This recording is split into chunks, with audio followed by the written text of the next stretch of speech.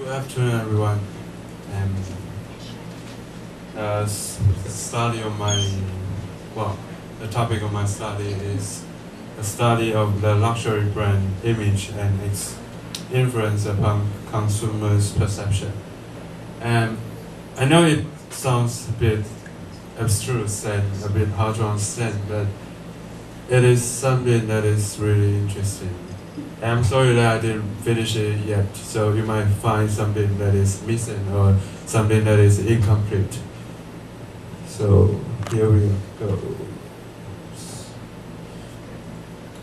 So basically I will try to review the factors specifically one by one and talk about how they influence and be influenced by each other. So luxury brands. The term luxury is currently and commonly used by marketers in most product or service categories to communicate to consumers a particular type of offer. A brand is tangible or intangible concept that uniquely identifies an offering, providing symbolic communication of functionality and differentiation, and in doing so, sustainably influences the value offered. For example, when we go traveling and if we can afford it, then we might want to live, or we might want to stay in a more luxurious or more highbrow, high-class hotel, and all of the luxurious hotel they've got a symbol. For example, Evergreen, or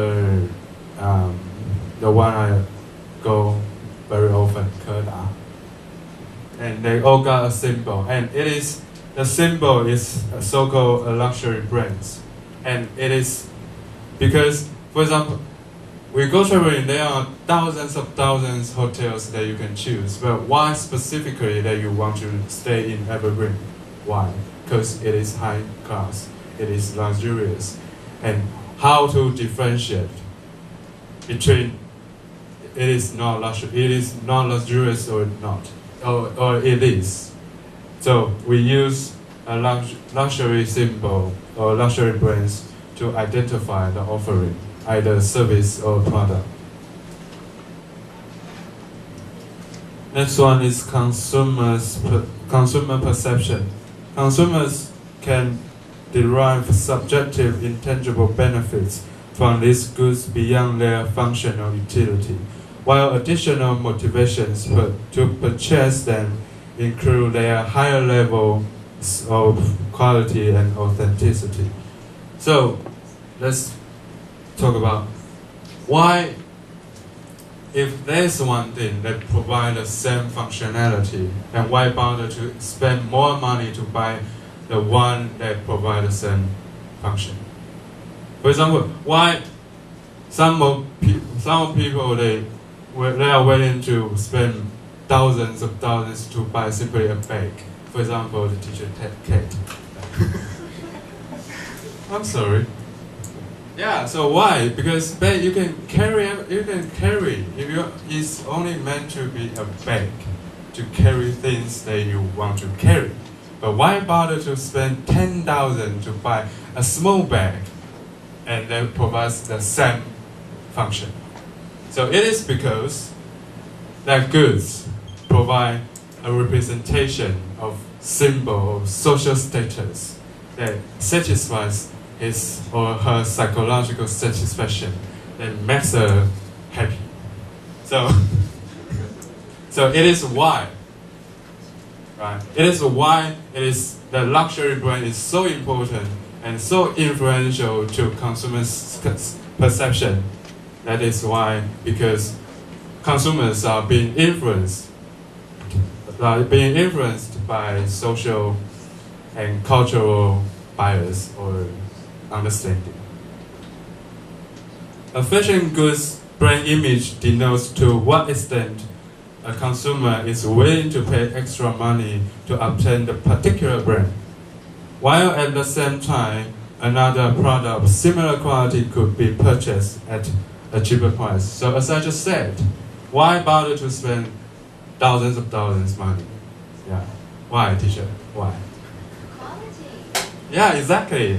And how can you make sure that the brand provides good quality? Because it got a fan. And consumers' perception is influenced by that fan, so-called and AKA luxury brands. The consumer decision to buy a conspicuous product depends not only on the product's functionality, but also on social needs such as prestige. So this may not be teacher's case, but some people who want to buy something that is luxury in order to represent their social status. For example, why so many people they want to buy LV? Why? Is it because it is really good quality? How many people know what is LV? Or it's just simply the symbol LMV, that's it. But how many people actually know the story, the history, and how it represents itself in international market? Not many. So they try to buy something that is conspicuous, that is easily to be noticed, so that it can show their so-called vanity or some sort of satisfaction.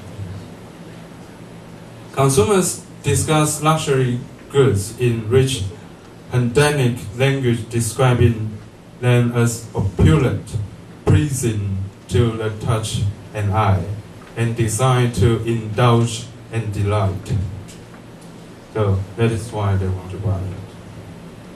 Successful brands are those where consumers' perceptions of a brand are identical to a firm's, and both are identical to the customer's original specification.